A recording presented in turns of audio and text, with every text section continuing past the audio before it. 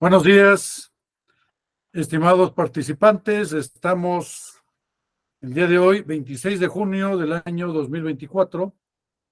Agradecería si es que me pueden confirmar la salida de audio y de video.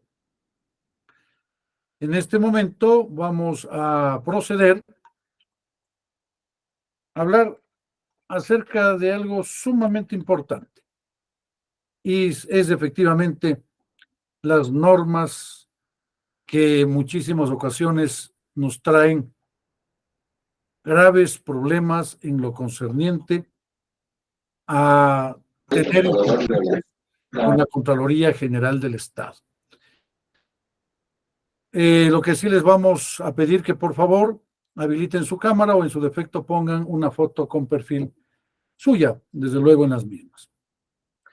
Lamentablemente FUNPROIB México, por razones de fuerza mayor, tuvimos que dejar sin efecto un convenio que manteníamos todo el año 2023 y que muchos de ustedes fueron testigos, pero afortunadamente FUNPROIB Panamá nos está apoyando en este sentido. Entonces, gracias a la gentileza y la oportunidad de nuestros amigos FUNPROIB Panamá, podemos llegar a ustedes con este evento completamente gratuito. Les decía que el gravísimo problema muchas veces no es porque nos encontramos frente a actos de corrupción, muchísimas veces, en no pocas ocasiones, se generan glosas, se producen órdenes de reintegro, se determinan indicios de responsabilidad penal, responsabilidades civiles culposas graves, responsabilidades administrativas por parte de la Contraloría General del Estado. Lamentablemente, ante estos inconvenientes, ante estas circunstancias, muchas veces nos quedamos nosotros lamentablemente cortos. ¿En qué sentido? En que nuestra defensa no es adecuada. Y cuando viene la imposición de $9,200 de multa hacia abajo, cuando nosotros tenemos los problemas de órdenes de reintegro de 100,000, 150,000, en un caso mediano de 2, 3 millones de dólares, etcétera, decimos, bueno, debíamos haber realizado otro tipo de actividades. ¿Por qué no lo hice?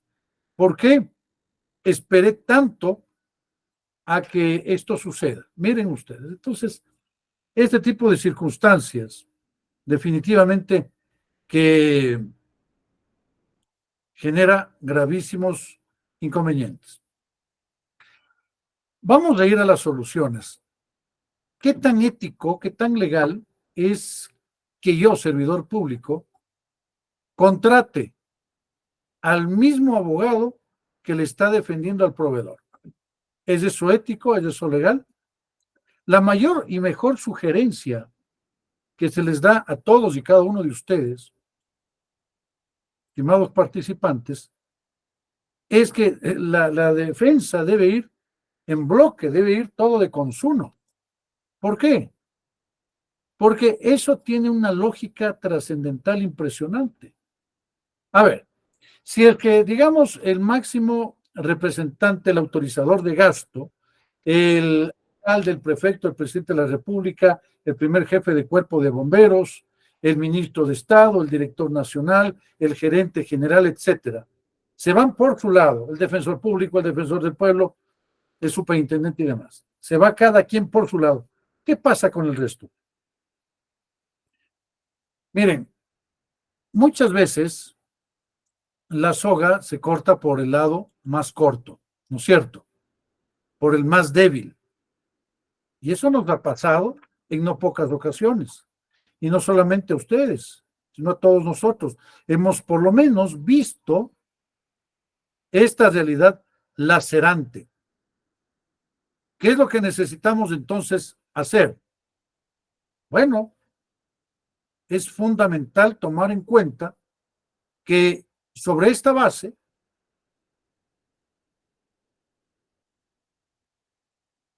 tenemos nosotros que actuar. ¿Cómo actuamos? Esa es la pregunta. ¿Cómo actuamos para que no tengamos estas o estos inconvenientes con atención al organismo de control?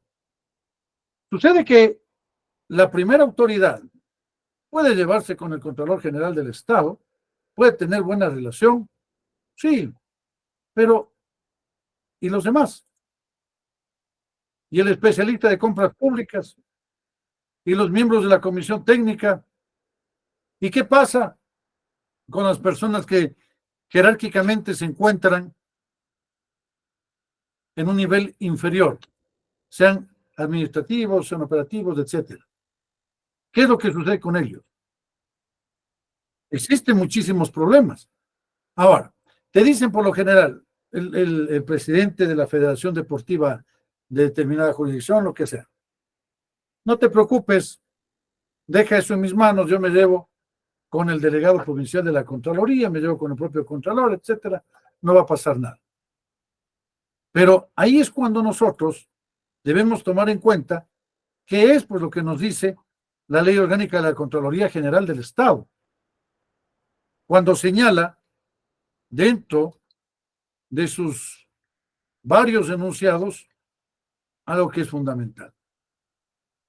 La Contraloría como organismo de control, ¿cuánto tiempo tiene para poder realizar sus actividades, para poder generar la determinación de responsabilidades civiles culposas, administrativas y demás? ¿Están viendo, por favor? La Ley Orgánica de la Contraloría General del Estado. Sí, sí se ve. Sí, ¿Y qué les dice el artículo 71? ¿Cuántos años ha tenido entonces? 7 años. Entonces, si es que tiene 7 años, ¿qué es lo que sucede? Se pasó un día y automáticamente precluyó. ¿Qué cosa precluyó?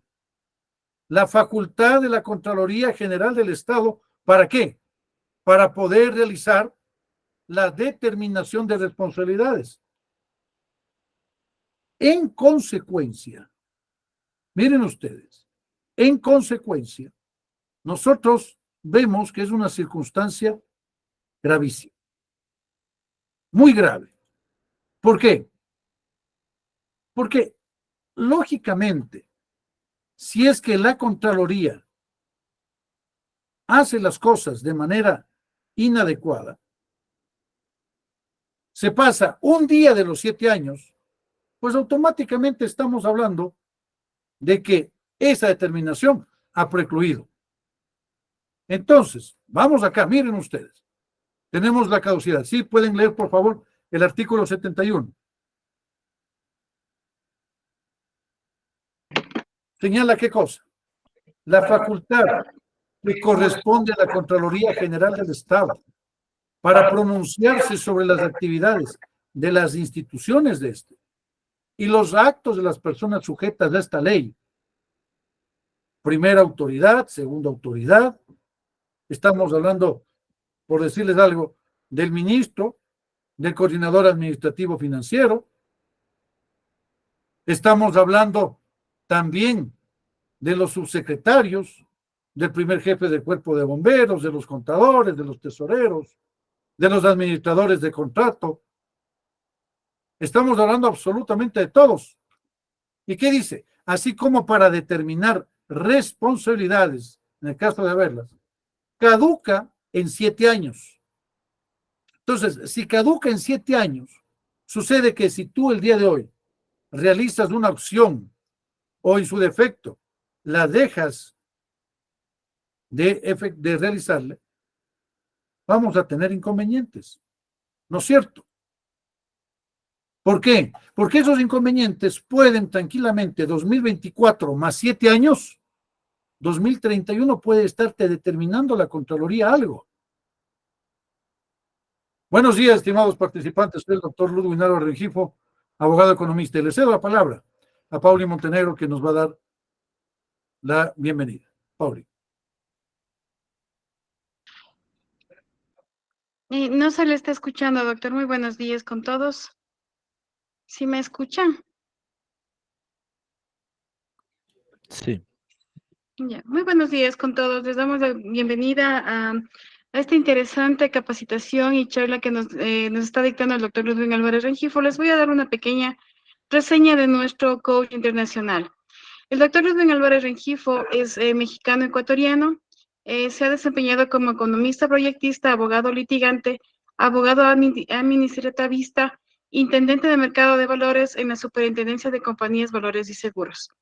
Fue también director nacional jurídico en el Ministerio de Salud Pública, intendente de Compañías de Cuenca y subdirector de normatividad contable en la Superintendencia de Compañía, Valores y Seguros. También fue director de patrocinio y abogado en el Banco del Estado. CEO Provincia Internacional del Ecuador, también director y conductor del programa de televisión Frente a Frente con Ludwig, es asesor jurídico, sindicato de choferes de Cotopaxi a nivel nacional y también es asesor de algunas empresas privadas y públicas de nuestro país. También es entrevistado por programas técnicos de opinión a nivel nacional e internacional. Le damos la cordial bienvenida. Mil disculpas, no me pude conectar antes, estaba un poquito con fallas técnicas en mi computador. Les damos la bienvenida y les comento que vamos a tener unas sorpresas muy interesantes en lo que es capacitación. Eso más adelante ya el doctor les va a comunicar también. Por favor, aprovechen todo este tiempo de capacitación y charla que van a tener con el doctor. Pueden ustedes preguntarle cualquier inquietud. También consultas privadas con el doctor solamente se tienen que comunicar al 098-4411-181 para yo poderles agendar previo pago. Que tengan un excelente día. Bienvenido, doctor, y bienvenidos a todos ustedes. Gracias. Muy gentil, Pauli. Entonces, ¿qué es lo que sucede? Las normas de control interno, como ustedes pueden apreciar, son aquellas que efectivamente van a estar normando todo el andamiaje de la administración pública en el país. Espero que sí me puedan escuchar bien. Sucede lo siguiente, Sí. que cuando ya existe la determinación, automáticamente tenemos muchísimos más problemas o inconvenientes. Porque ahí ya no se puede, bajo ningún punto de vista, digamos, ya nos llegó el equipo de auditoría interno, están trabajando, ya no podemos incorporar ningún tipo de papel ni documento, a pesar que lo hayamos tenido. Y cuidado, porque cuando se lo hace, ustedes han de haber visto, ¿no es cierto? Rudimentariamente teníamos la usanza esta, el memorando número 1100-A, 1100-B, 1100-C. Automáticamente eso que permite que el equipo de auditoría se dé cuenta, sin mayor detalle, y que diga, acá tenemos problemas, acá algo existe, por eso me están incrementando los papeles. Entonces, miren ustedes lo importante de no solamente conocer, sino en este caso dominar la norma de control interna. Vean esto, la 401.05 dice, la máxima autoridad o su delegado nunca les excluye. La anterior ocasión habíamos hablado, ¿no es cierto?, de la 103. ¿Qué dice la máxima autoridad? Establecerá los procedimientos que aseguren la existencia, la custodia, la entrega, recepción y conservación de un archivo físico y o digital de la documentación. Pero cuando te habla de que establecerá los procedimientos, estos procedimientos deben estar normados a través de un instrumento. ¿Cuál es el instrumento? Una reglamentación interna. Y tú debes hacer eco de esa reglamentación. ¿Para qué? Para que asegures, en primera instancia, la existencia. En no pocas instituciones se generan incoación de trámites administrativos porque había llegado, por ejemplo, un oficio. ¿Y dónde está el oficio? No lo tenemos. La famosa custodia. Digamos que lanzamos un proceso de oferta pública X. El momento de señalarse por parte de los distintos oferentes su interés, tú le dices, ¿sabes qué? Dame, en este caso, la proforma respectiva. Y te pones a revisar. A ver, ¿cuál es tu objeto social, si es una compañía? ¿Cuál es, en todo caso, tu RU, cómo estás con tus actividades comerciales, etcétera? Bien, pero si no guardas los debidos respaldos están efectivamente documentados, ¿qué es lo que puede suceder? Indiscutiblemente vamos a tener gravísimos problemas. Esto es grave, estimados participantes. Esto es demasiado grave. Por lo tanto, ¿hacia dónde debemos llegar? Hacia tener efectivamente un sistema de control donde todos logremos satisfacer nuestras pretensiones frente a la Contraloría General. ¿Qué es lo que te dice la Contraloría General del Estado? Ah, yo te pongo una predeterminación de responsabilidades en atención a ABC cosas. No, mira, un momento. Por ejemplo, hablemos de la parte contable. Si tú eres contador, asistente o auxiliar contable, etcétera. Te dice, mira, no me has observado las NIC, las normas internacionales de contabilidad del sector público. Sí, pero fíjate que está vigente en el Ecuador, el año 2007, tenemos el manual de contabilidad gubernamental. Ah, no, es que tú eres una empresa pública. Ah, bueno, ¿sabes qué? Soy empresa pública y tú eres la Contraloría General del Estado. ¿A quién le corresponde generar y realizar la supervisión, monitoreo y control de los aspectos societarios de la empresa pública? Si es que ha sido conformada, por decirles algo, por algún tipo de consorcio, etcétera. No es a otro, sino a la Superintendencia de Compañías, Valores y Seguros. Entonces, cuando la Contraloría pretende a ti sancionarte, ¿qué sucede? Esa sanción no es sino completamente inconstitucional y desde luego ilegal. Ah, entonces la Contraloría puede equivocarse. Claro que puede equivocarse la Contraloría.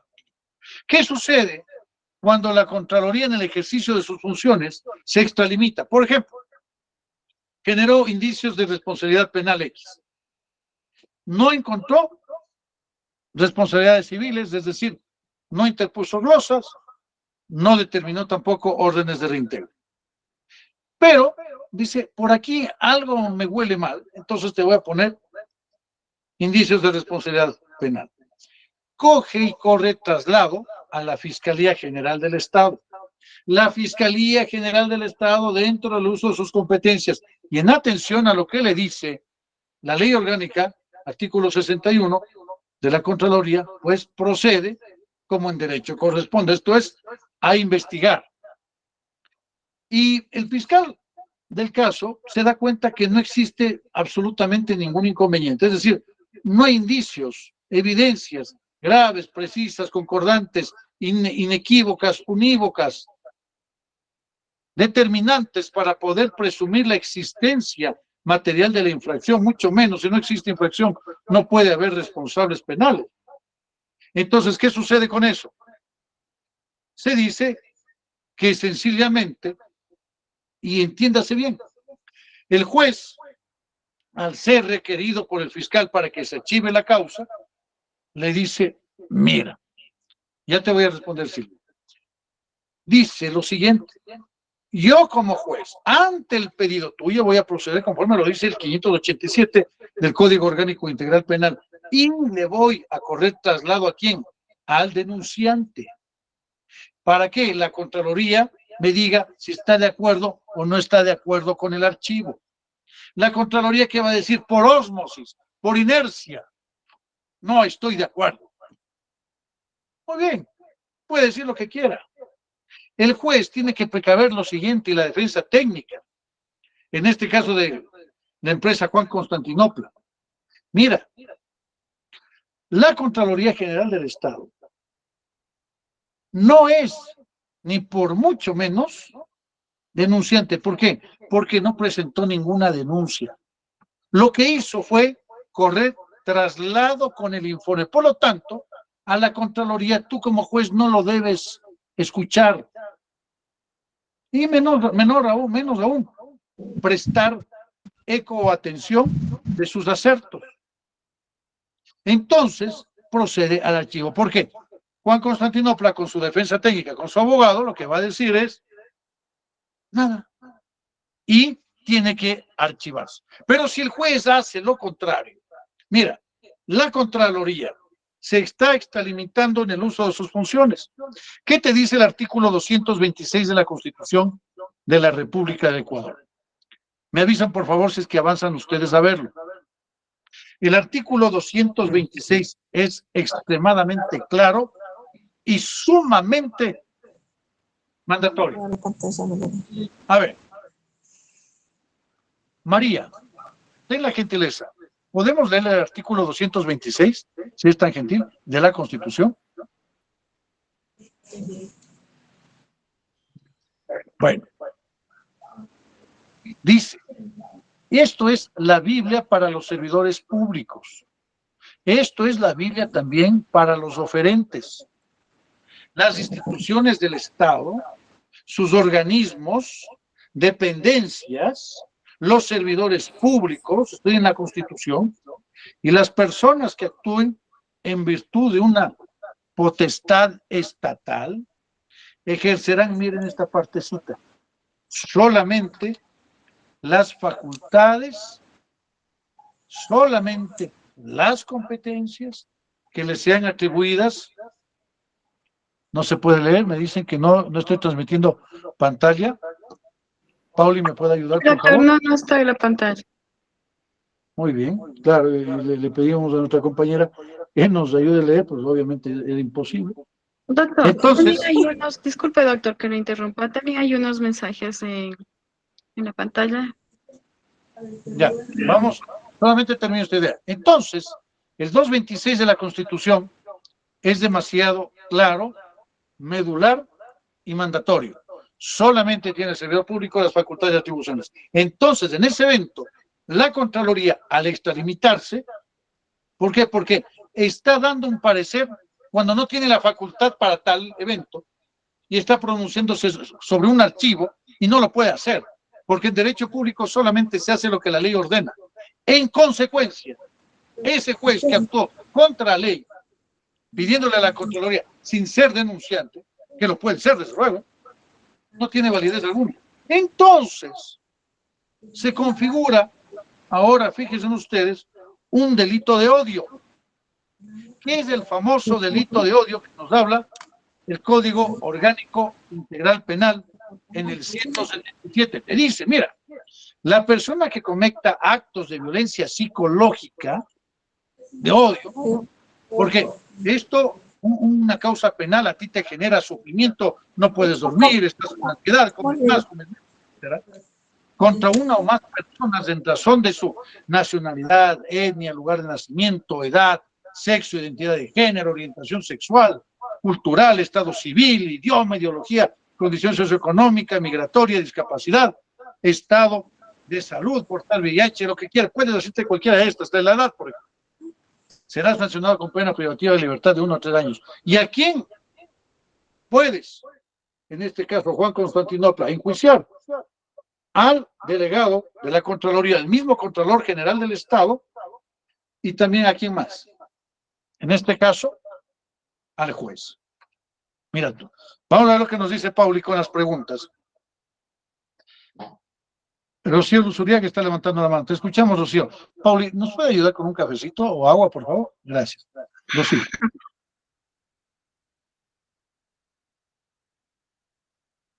Bueno, vamos a ver. ¿Quién tiene preguntas? Puede levantar la mano tranquilamente para poder yo absolverle. La señorita Silvis L. Saludos, doctor. ¿Cuándo se tiene como empresa aprobado por el CERCOP giro del negocio en la planificación del PAC referente al giro? ¿No está publicado? ¿Qué documento de soporte se puede presentar como justificativo de esta no publicación? Ya, muy buena pregunta. Siempre hay que tener mucho cuidado, en especial con lo que es el famoso giro específico del negocio. Acuérdense ustedes, antes era el famoso 430, o mejor dicho, el famoso artículo 104 del reglamento a la Ley Orgánica del Servicio Público.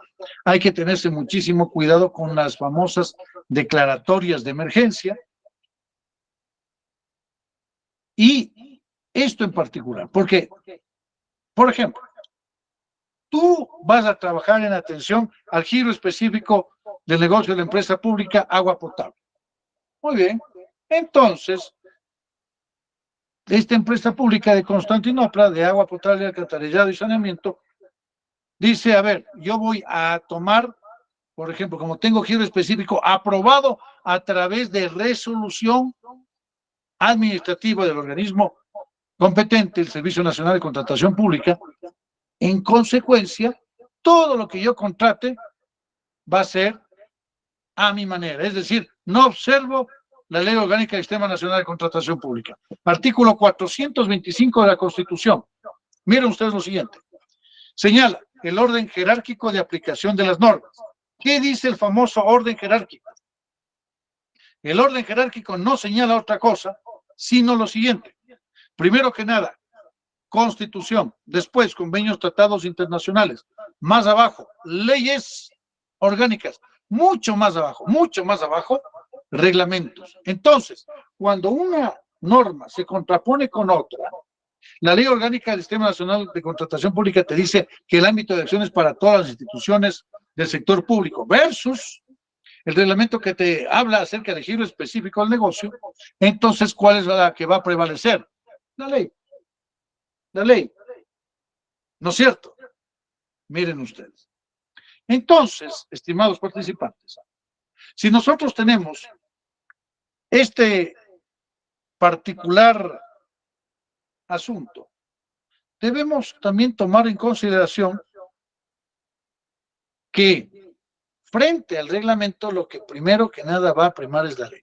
Ahora, el artículo 38 de la Ley Orgánica de la Contraloría General del Estado te habla del principio de legitimidad y te dice que todo acto del poder público es legítimo, es válido y constitucional, mientras el organismo de control, la Contraloría, no determine a través de resolución lo contrario. Consecuentemente, tú dices, aplicando el 11.5 de la Constitución, que es el principio prómine, que no te dice otra cosa, sino que en tratándose de principios, derechos, garantías constitucionales, se aplicará la norma que más favorezca la efectiva vigencia de aquellos. Por lo tanto, en consonancia con el artículo 82 de la Constitución de la República, cuando manifiesta que la seguridad jurídica no es otra cosa, sino la existencia de normas jurídicas previas, claras, públicas y aplicadas por las autoridades competentes. Entonces tú dices, mira, yo apliqué el reglamento, me dice que tengo un giro específico de negocio y por lo tanto no he cometido ningún acto inconductual. ¿Qué les parece? Entonces, ese es tu amparo. Ahora, en exquisita técnica jurídica, ya siendo muy honestos dentro de este aspecto, nosotros sabemos y vemos lo siguiente: la ley prevalece por sobre el reglamento. Entonces deberás aplicar todo lo que te dice la ley. De otra parte, por ejemplo, para la compra de papelería, suministros de oficina, régimen común de contratación pública, para lo que es giro específico de tu negocio, para lo que serían, por ejemplo, la construcción de piscinas de captación, lo que sería la potabilización del agua potable, lo que sería la construcción de las redes o del tejido para que pueda llegarse con el servicio a cada uno de las unidades familiares o productivas, etcétera. Ahí podríamos hablar del famoso giro específico del negocio. Pero la sugerencia siempre será el régimen común. Mira, yo no quisiera ser el general que estuvo 2021, 2023, 2024 con los famosos estados de excepción.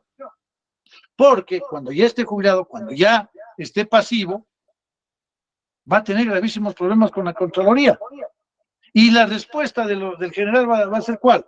Lo que sucede es que yo actúe en atención a la circunstancia del momento que exigía respuestas rápidas por el incremento de la ola delictiva y de los grupos delincuenciales organizados en Ecuador, lo cual es cierto. Pero si no observa taxativamente la norma, va a tener gravísimos inconvenientes. Esos inconvenientes debemos nosotros, estimados participantes, minimizarlos. ¿Cómo se minimizan los riesgos? Haciendo eco de la normativa constante, mente. Esta es la clave. Entonces, para Silvi, ¿cuál es, en este caso, su amparaje? ¿Cuál es su anclaje? ¿Cuál es su defensa ante el organismo de control?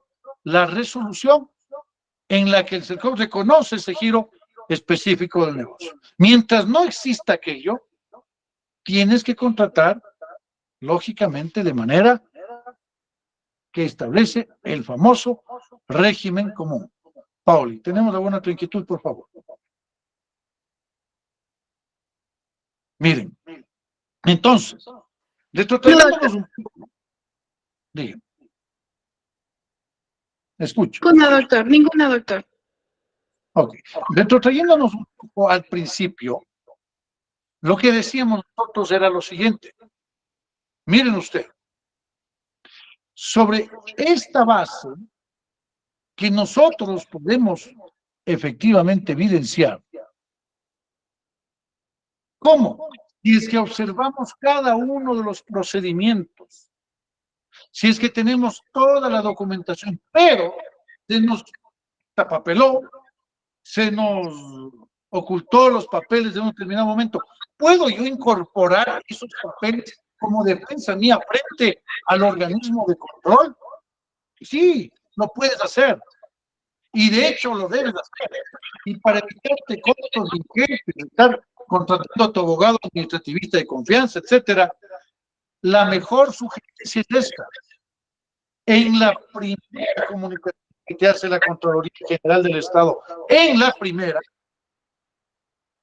proceder a desvanecer todos aquellos indicios que puedan estar perjudicándote.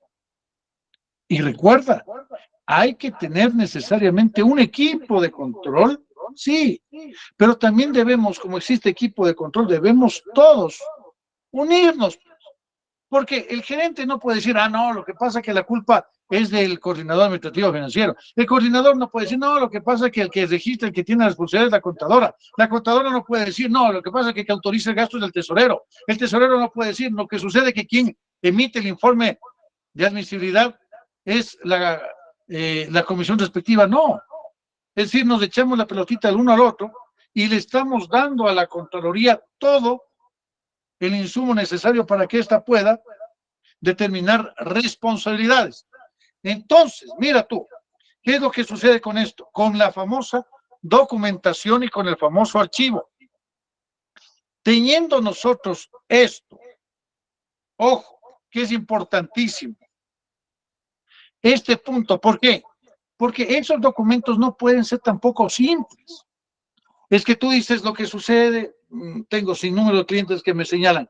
Yo le di a la Contraloría todos los documentos, le di los mails, le di también las proformas, le di las facturas, etcétera. Pero todo le di copias.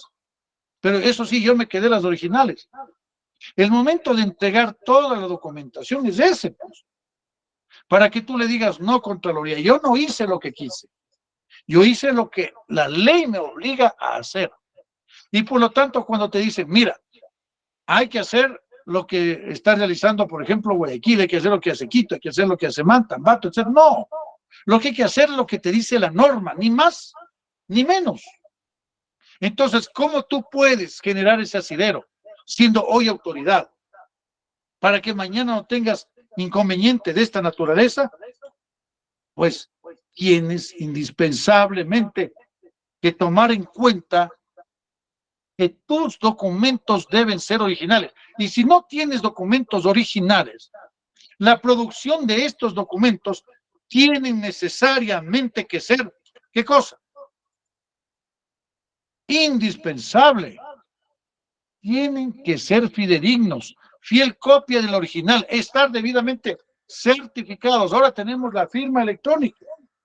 Entonces, cuando tú tomas un documento y ese documento tú, por ejemplo, estamos haciendo una calificación de ofertas, estamos haciendo un estudio de mercado, estás tú tomando en consideración los 2 años anteriores y de 3 instituciones públicas cada una de ellas y las estás retrotrayendo a valor actual o lo estás extrapolando a valor futuro para poder tener una constante de comparación.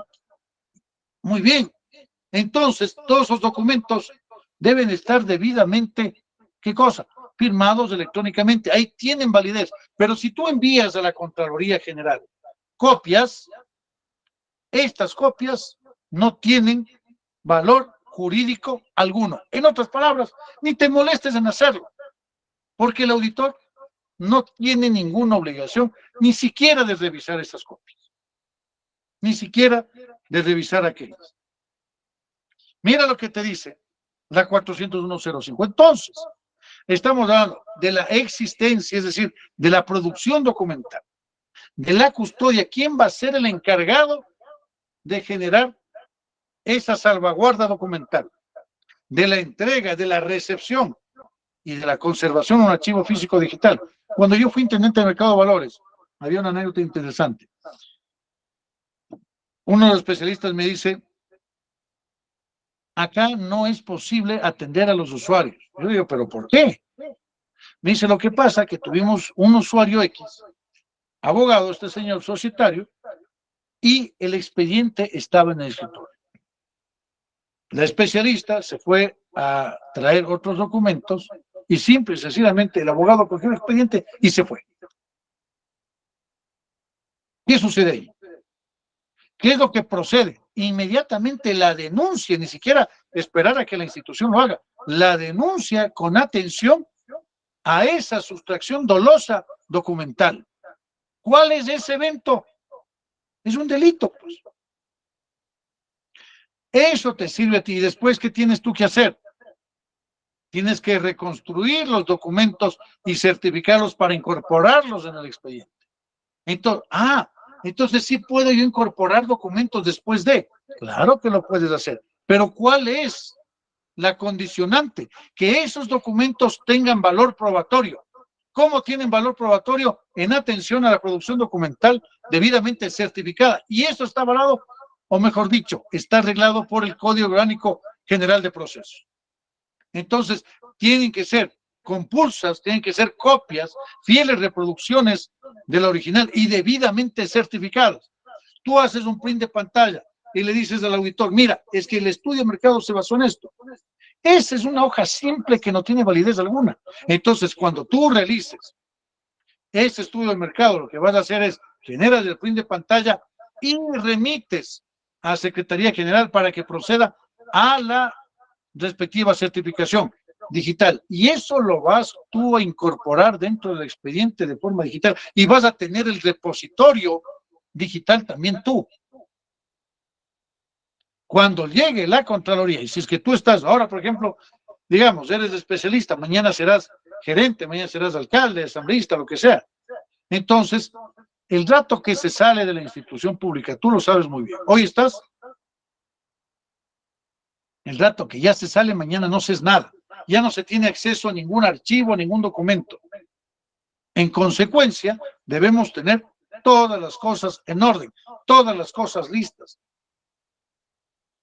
Por lo tanto, hay que observar la 401.05 de manera lógicamente estricta. Miren, ahora, la conservación puede ser de un archivo físico, puede ser un archivo digital, pero ¿cómo tú demuestras la conservación de ese archivo digital? Es decir, tienes un archivo con firma electrónica válida. ¿Cómo validas eso? Con el software Firma EC. Y no cuesta nada. Inclusive ya hay la aplicación para el móvil. Y ahí tú puedes verificar si es que un documento es o no es, ¿qué cosa? Legal. Es decir, si tiene firma válida. No puedes tú generar una unión, porque muchas veces tengo grandes problemas con clientes que me traen compilado en un solo archivo varios documentos que tenían firma electrónica válida, pero el momento que los compiló, le hizo un cambio, ya no vale. ¿No es cierto? Pierde su validez. Entonces, por eso es la importancia de la conservación digital de esta documentación. Pero mira lo que te dice la ley, que será ordenada, secuencial y cronológicamente. Entonces, si es que nosotros incorporamos documentación posterior a, ¿qué es lo que sucede? Problemas. Ahí vamos a tener problemas. Cuando tú estás realizando el archivo documental, tú le pides a la secretaria de tu unidad, ¿no es cierto?, que te dé un número para el memorando, para el oficio, etcétera, o si no, tú mismo te acercas y tachas en el cuadernito. Ya. ¿Cuál es la sugerencia? Guárdate 10 números cada mes. Pero yo puedo utilizar ese número e incorporar documentos. Eso no sería doloso, no sería falsificación o adulteración.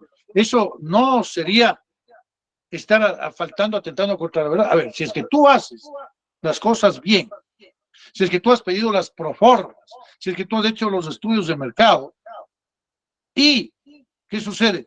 Que por O por B circunstancia, por la carga de trabajo, porque Secretaría no me terminó de certificar rápido, cuando vino la certificación, tuve otro trámite urgente que atender, etcétera.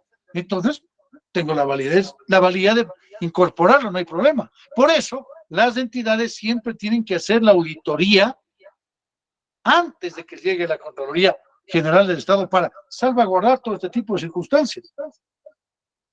Porque, en realidad, la Contraloría se va con mucha fuerza y con mucha contundencia cuando tienes problemas de los 7 proyectores desaparecieron, se pagaron viáticos por $500,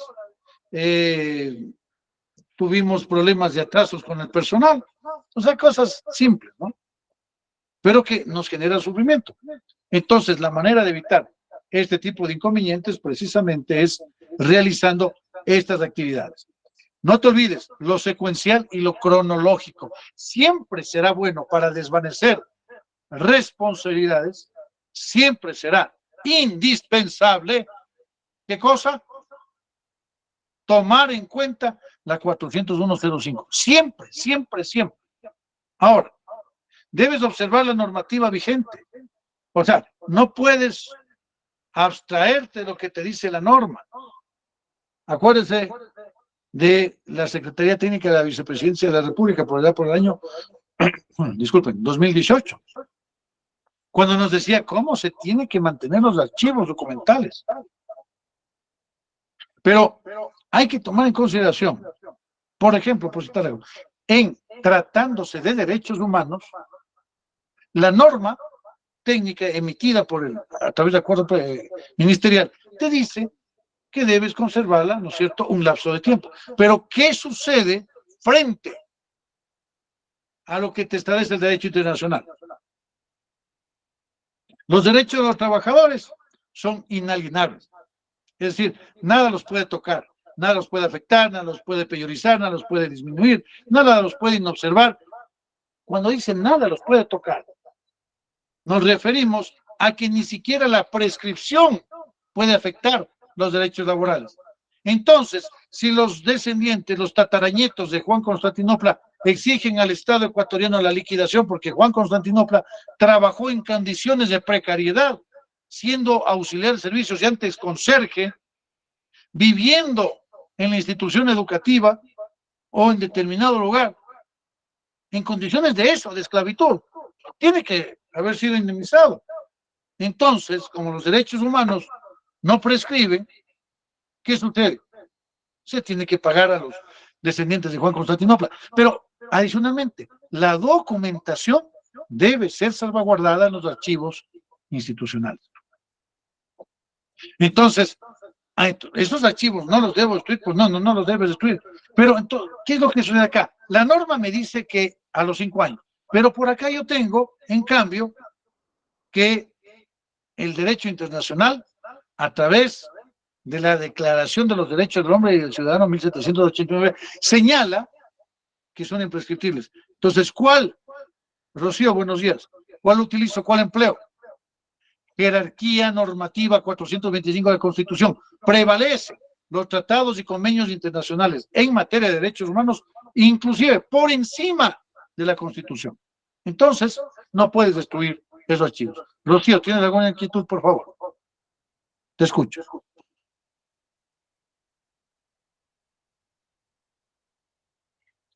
No se te escucha.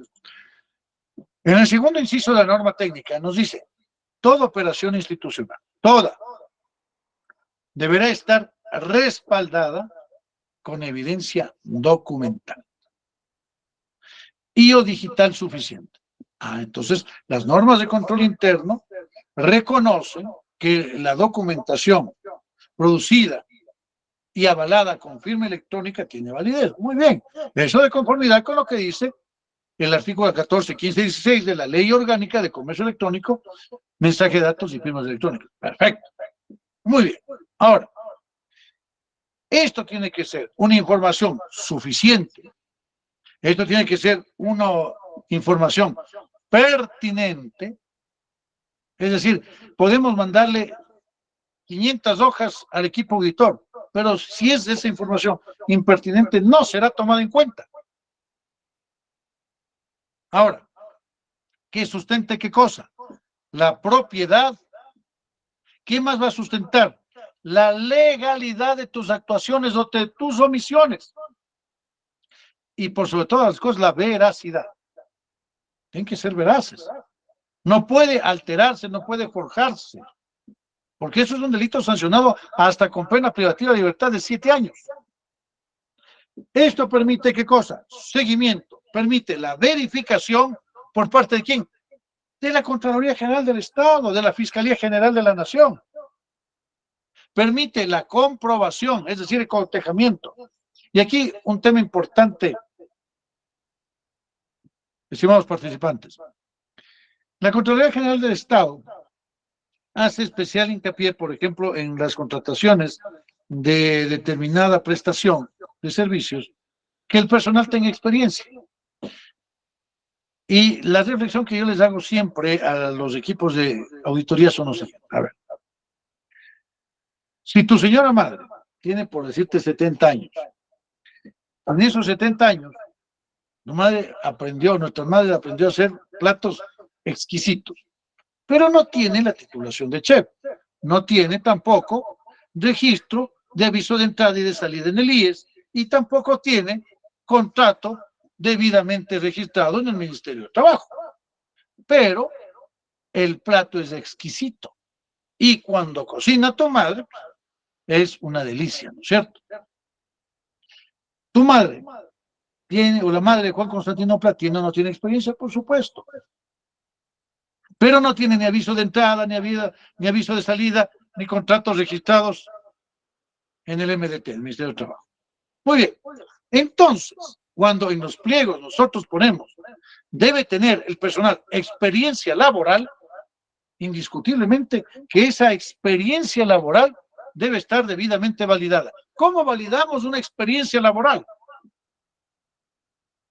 Uno de los mecanismos es a través de los avisos de entrada y salida del IES y de los registros del MDT. Pero si Juan Constantinopla estuvo trabajando para una empresa X y esa empresa X nunca le afilió y tampoco nunca suscribió un contrato, ¿no tiene Juan Constantinopla esa calidad?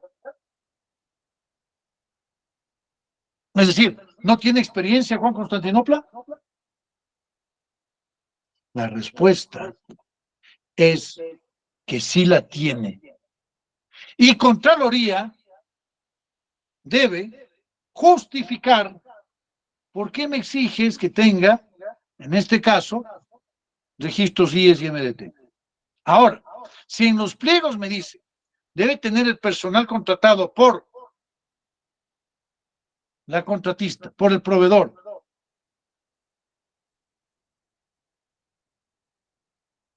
Algo parecía que me escribió Pablo y no le vi bien. ¿Por el proveedor qué cosa? Están preguntando hasta qué hora nos quedamos. Ya mismo, faltan 9 minutos. ¿Hasta qué punto podemos realizar este evento? Es poner exclusivamente lo siguiente: experiencia laboral avalada por MDT e IES. Si ponemos solamente experiencia, las prácticas, las pasantías no sirven. No sirven. Muchas empresas hacen por temas de RSE, responsabilidad social empresarial. Muchas empresas, efectúan prácticas, no pocas, muchas, ¿Eso le sirve? Por supuesto que le sirve. Ah, pero es que la práctica fue solamente de 1 hora y por 3 días, pero le sirve, pues. Está conociendo, porque ¿qué te dice el artículo 425 de la Constitución? Señala que, en atención al 426, inciso segundo, los servidores públicos deben aplicar la Constitución de manera inmediata. Y el 425 dice que la codificación de Código Civil es una ley ordinaria, por lo tanto, de cumplimiento obligatorio por todo servidor público. Y el artículo 18 de la codificación de Código Civil, numerales 1, 2, 3 y 7, ordena que a la ley se le interprete en su sentido literal, natural, expreso y obvio. Y en tratándose de las palabras, se atenderá a su significado literal, establecido en su uso comúnmente. ¿Y quién determina cuál es el sentido literal de una palabra? No es otra sino la Real Academia Española.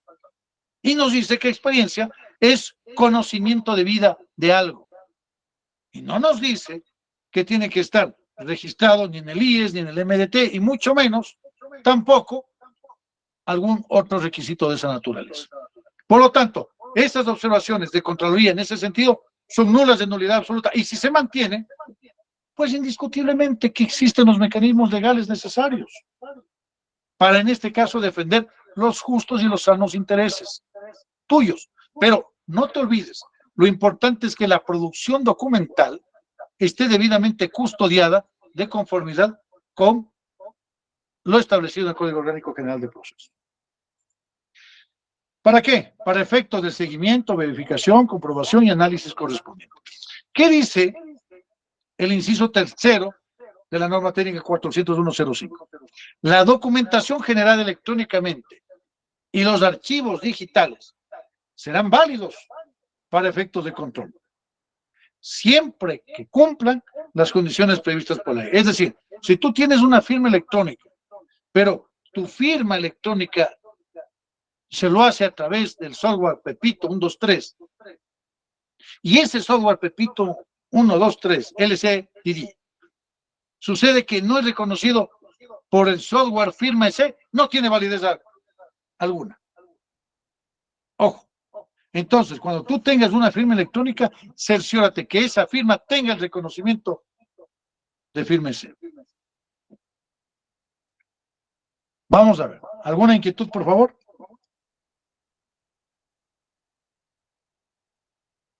Nosotros, entonces, hemos podido ser bastante claros en este sentido. Vamos a ver, Gonzalo Verastegui dice, saludos, muchas gracias, la invitación. Les saludo a Trajano Verastegui. Trajano, qué gusto. Carlos Tutibén, buenos días, nos escucha. Bueno, ya hablamos de eso, estimado Carlos. Gracias. La observación, Yendri Cedeño, buenos días con todos, saludos. Diego Sandoval, un placer, Diego. Dayana, buenos días, si se le escucha, muy gentil Dayana. Vamos, Rocío Luzuriaga, buenos días, querida Rocío, un gusto saludarte. Silvia nos decía, bueno, ya absorbió nuestra inquietud. Santiago Enrique Freire Pérez nos está compartiendo. Tuvimos un problema técnico y no se superó. Mil disculpas, estimado Santiago. Yanina Larcón, no se puede leer el documento, no está compartiendo pantalla. Efectivamente, Gonzalo Verastegui, compartamos la pantalla de documento, tuvimos este inconveniente, no sé qué sucedió. Rocío Zuriaga, buenos días. Pablo C., hasta aquí la capacitación, hasta las 11. Bueno, entonces, resumiendo este punto importante, podemos incorporar documentación cuando ya ha llegado la Contraloría General del Estado, aleatoriamente. De los 135 participantes. Andrés, ¿podríamos hacerlo o no? Claro que sí. Andrés nos dice sí. Pero esto nos llamaría, estimado Andrés, a la suspicacia del organismo de control frente a una documentación incorporada posteriormente. ¿Qué crees tú?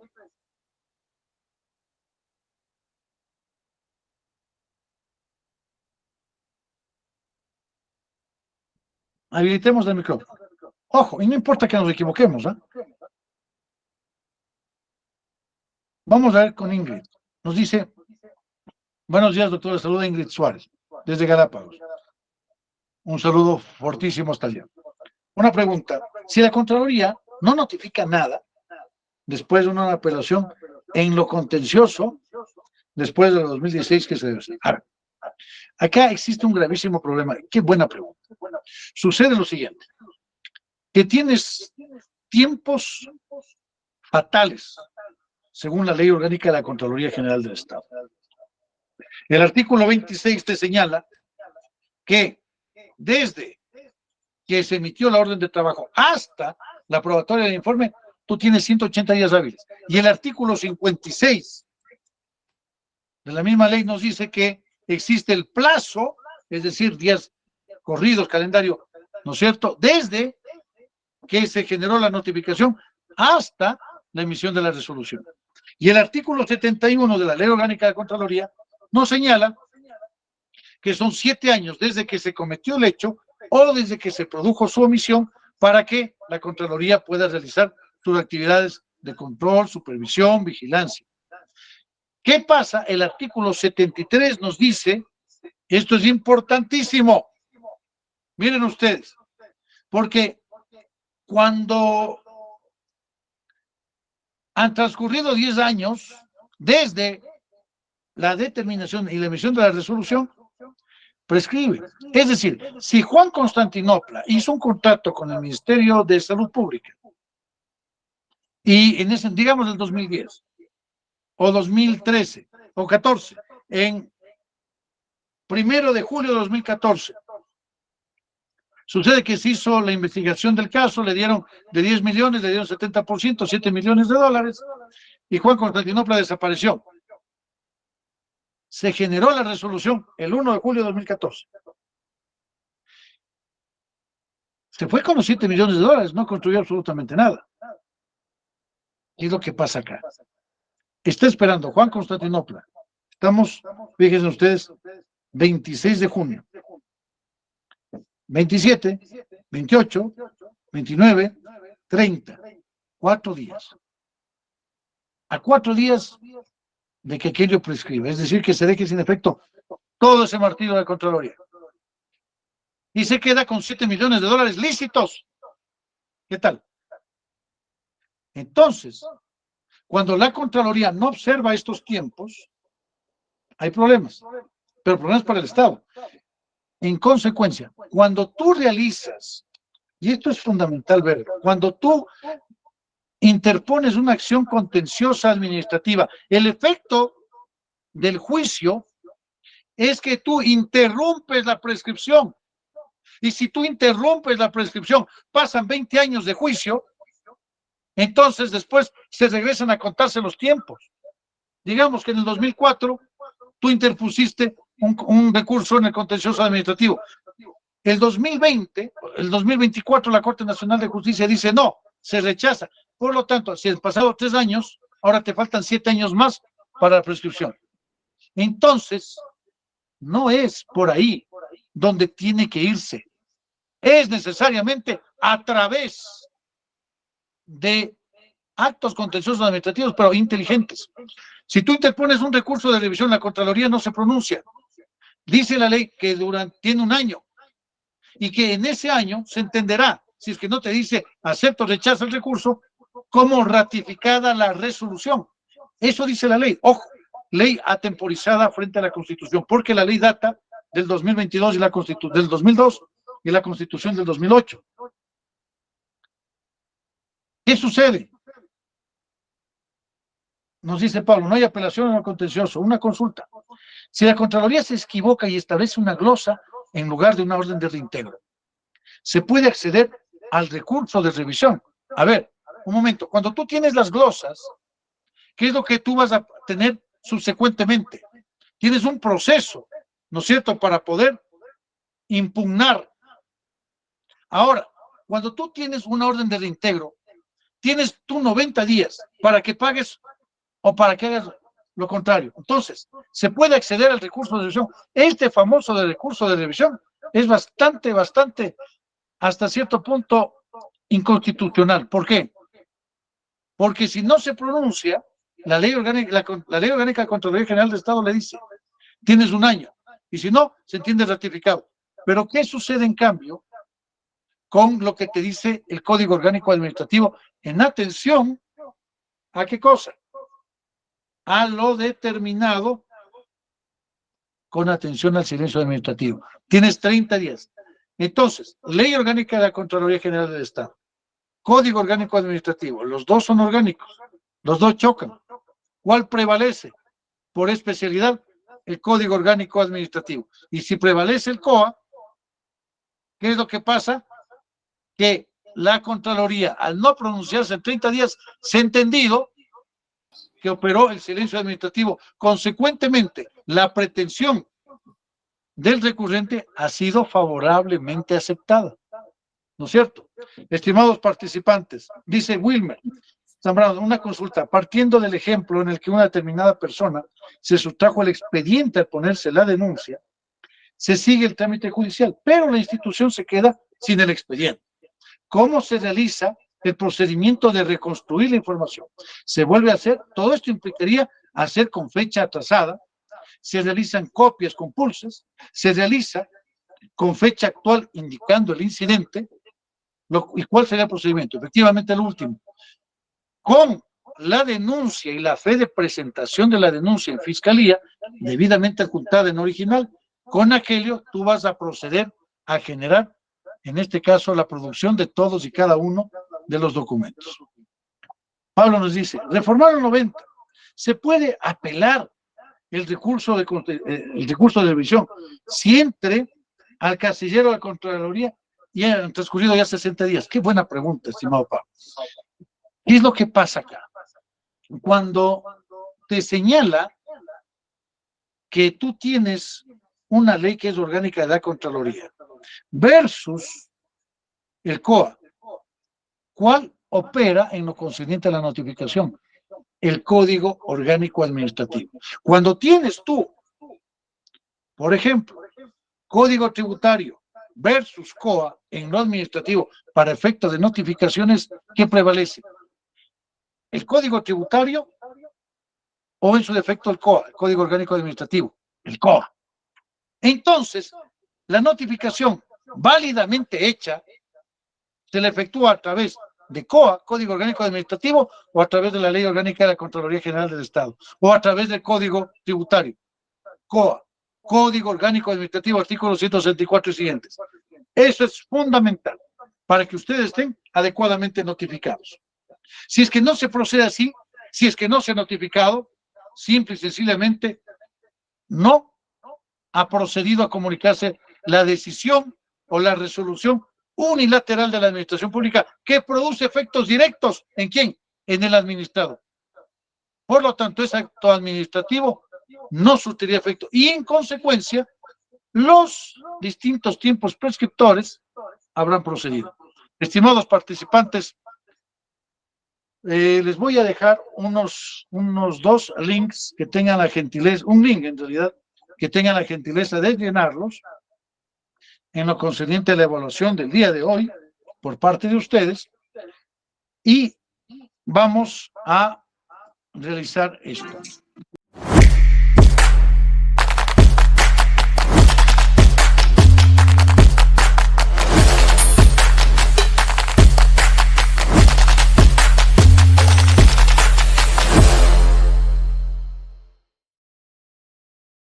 Por favor, entonces vamos a llenar su participación en esta evaluación y sus certificados les va a llegar una vez que ya fue un proyecto válido, juntamente con el certificado anterior.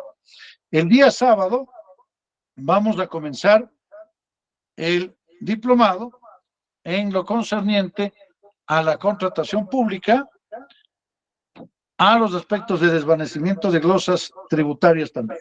Entonces, bueno, son jornadas largas, nos vamos 6 meses, sábado y domingo desde 9 hasta las 6 de la tarde. Si necesitas una diplomatura de 3er nivel o de 4º nivel que no está reconocida en el Ecuador, pues puedes hacerlo en una institución educativa, pero reitero, eso no tiene validez alguna en el país.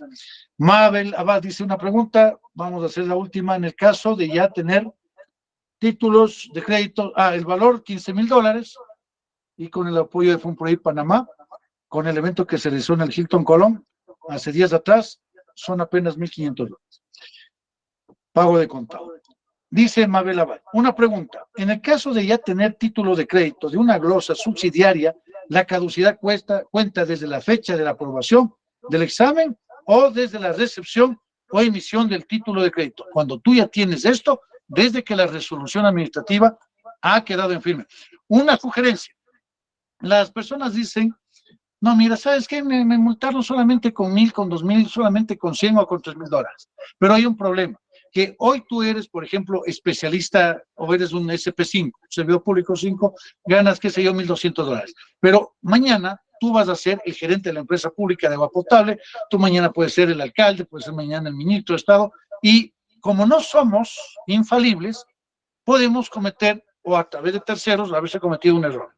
Y cuando viene la Contraloría te multa, recuerda que ya tienes una sanción. Entonces, has generado un antecedente. Y como ya tienes un antecedente y eres reincidente, te van a poner la máxima sanción, es decir, 20 remuneraciones mensuales del trabajador privado en general. Estimados participantes, un gusto saludarlos. Muchas gracias a todos. Les dejo con la preciosa valía y compañía de Pauli Montenegro. Yo me despido. Mucho gusto con todos. Hasta la próxima. Pronto. Muchas gracias. Muchísimas gracias a todos. Les agradezco por asistir en esta jornada muy interesante que nos ha impartido el doctor Ludwig Álvarez Rengifo.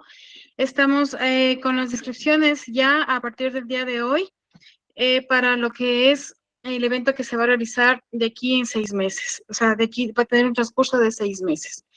Cualquier información que ustedes necesiten, por favor, comuníquense en el 098-4411-181. Yo les daré toda la información sobre el diplomado, los horarios y todo lo que se va a hacer referente a la capacitación. También las consultas privadas con el doctor, si ustedes desean, sobre la asesoría técnica, jurídica y económica, sobre las glosas, todo administrativo, laboral, por favor, igual al 098-4411-181, previo el pago de la consulta, que son $70 más IVA. Les agradezco a toditos por la gran asistencia que ustedes han tenido en este evento importante. Estamos para servirles. Muchas gracias. Que tengan un excelente día. Lo mejor para usted. Gracias. No se olviden, por favor, de llenar los links que envió el doctor Álvarez para que ustedes puedan acceder a los certificados, por favor. Cualquier inquietud pueden escribirme al WhatsApp o si no a Telegram. Listo. Gracias. Muchas gracias a usted. Gracias.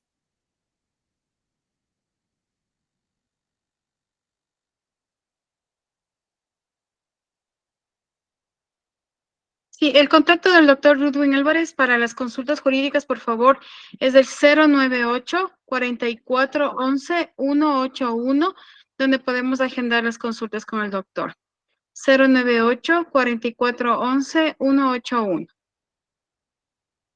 La trayectoria del doctor Ludwig Álvarez, por favor, de Provincia Internacional en la página web.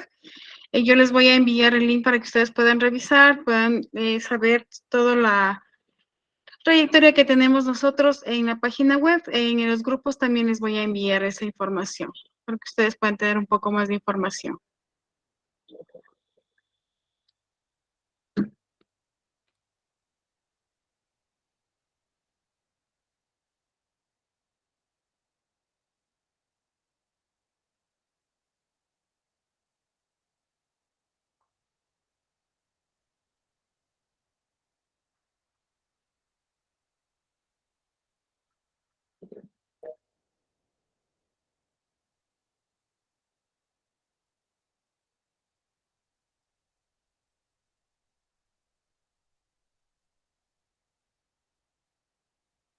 Deben también estar pendientes en los correos electrónicos para que les lleguen también los links. Por favor.